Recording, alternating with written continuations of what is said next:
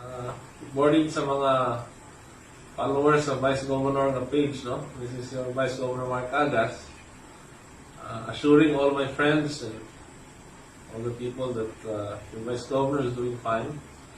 Although sick, but I got treated 5 minutes after I found out that I was positive. I immediately went to the hospital.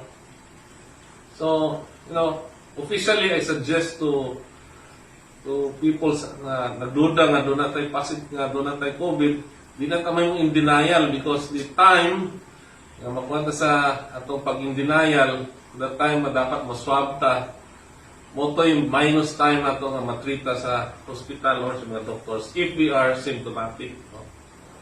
But if we are asymptomatic at asymptomatic, that's also the time nga maka-isolate ta para itong mga loved ones sila matakdan.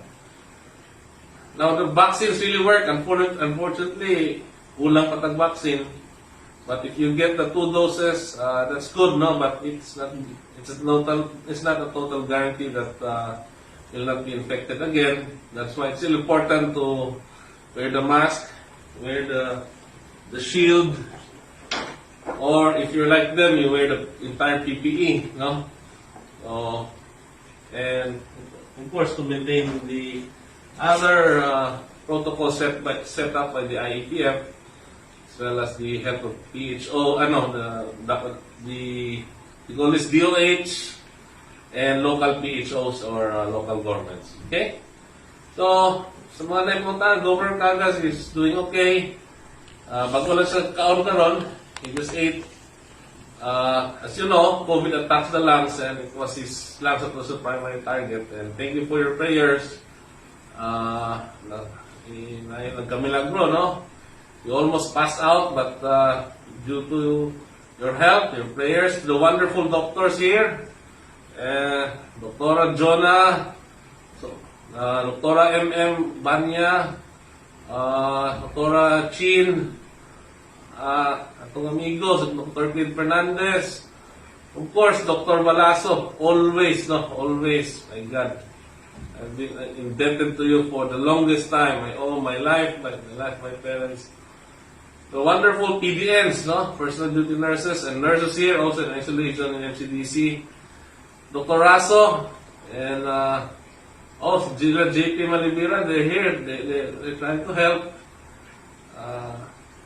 So many others, no, are here to help. Thank you so much for taking care of us. Sila MM, no? Grabe. Tabang ninyo. Sila Inofel, sila Clint. And other nurses na mga laki nga nagtabang sa lungs ni Gov. Thank you kayo. I did not get your names, but thank you. So, kung sa Kapitolyo, we issued an order that half ang servicios Kapitolyo na ang tama mabilin para doon ay continuity of service, no? From the engineering department, to the accounting, to the assessors, planning, treasurer, everyone. Okay? Mga empleyado sa Kapitolyo, you continue observing health protocols, safety distancing, as I've said, but you have to continue serving our constituents. 50% lang mga pre. Okay? Wear mask, use the CCTS, it's effective. Okay?